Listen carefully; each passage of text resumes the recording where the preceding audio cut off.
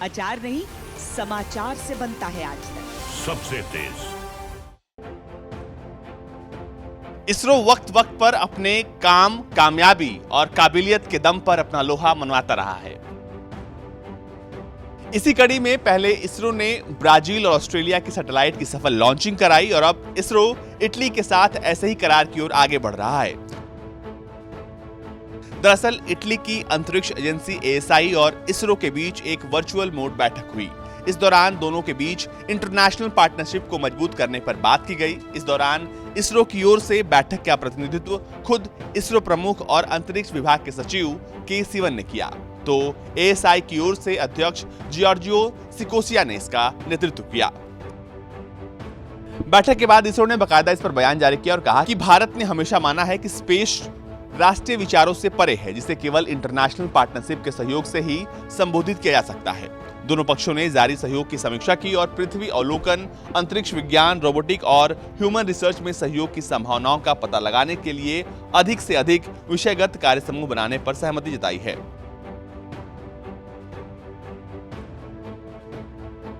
बता दें कि 28 फरवरी को इसरो ने श्रीहरिकोटा स्पेस पोर्ट से ब्राजील के उपग्रह अमेजेनिया 1 का सफल प्रक्षेपण किया था। विस्तार से जानें तो इसरो ने अंतरिक्ष में एक बार फिर से इतिहास रचा। इसरो ने साल की शुरुआत में ही अपने पहले मिशन को अंजाम दिया। इसरो ने श्रीहरिकोटा स्पेस पोर्ट से सतीश धवन अंतरिक्ष केंद्र से अमेजेनिया 1 और 18 दूसरे उपग्रहों को ले जाने वाले PSLV C51 को सफलतापूर्वक लॉन्च किया था। 2021 में भारतीय अंतरिक्ष अनुसंधान संगठन यानी इसरो का यह पहला लॉन्च था। तो वहीं दूसरी तरफ 17 फरवरी को सिवन ने ऑस्ट्रेलियाई अंतरिक्ष एजेंसी के प्रमुख एनरिको पेलेरोमो के साथ एक वर्चुअल बैठक कर सहयोग बढ़ाने पर चर्चा की थी। अब आप सोच रहे होंगे कि ये सभी प्रक्षेपण श्रीहरिकोटा से ही क्यों होते हैं, तो इसका जवाब ये है कि भारत के उपग्रह प्रक्षेपण पैड के रूप में श्रीहरिकोटा का चयन करते समय कई चीजों का ध्यान रखा गया है। दरअसल ये एक द्वीप है जो आंध्र प्रदेश में है।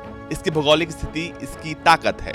भूमध्य रेखा यानी इक्वेटर से करीबी यहाँ की खासियत है। ये जगह पूर्व दिशा की ओर जाने वाली लॉन्चिंग के लिए बेहतरीन मानी जाती है। जब एक रॉकेट लॉन्च होता है तो वो निर्धारित किए गए रास्ते से भटक भी सकता है। ऐसी स्थिति आने पर उसे नष्ट करने का आदेश दिया जाता है। ये कमांड यानी आदेश रॉकेट को नष्ट करने या पूरी तरीके से विघटित कर देता है और इसे समुद्र में गिरा देता है। यही वजह है कि समुद्र या रेगिस्तान के पास बिना निवास वाले स्थानों को अंतरिक्ष बंदरगाहों के रूप में चुना जाता है। यही वजह है कि बंगाल की खाड़ी और पुलिकेट झील से घिरा श्रीहरिकोटा एक आदर्श लॉन्च पैड है। ब्यूरो रिपोर्ट, भारत तक।